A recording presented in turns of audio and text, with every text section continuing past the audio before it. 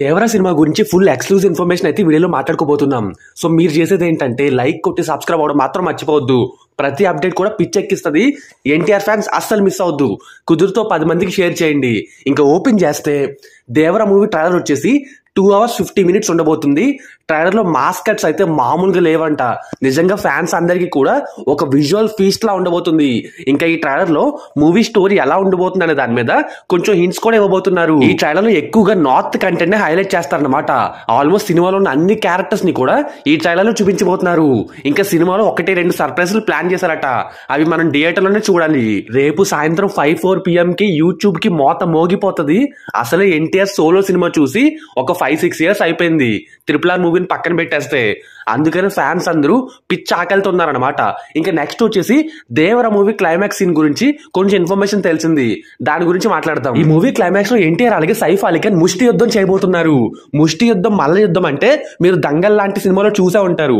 So అలాంటి fight సీనే beach లో, ఇసుకలో, సముద్రంలో ఆ గట్టు మీద జరుగుతుంది అనమాట. అండ్ ఈ భారీ ఫైట్ సీన్ అయిన తర్వాత ఒక పెద్ద ట్విస్ట్ వచ్చి అందరూ కూడా షాక్ లో ఉంటారట. అప్పుడు దేవర Part 1 అయితే కంప్లీట్ అవుతుంది.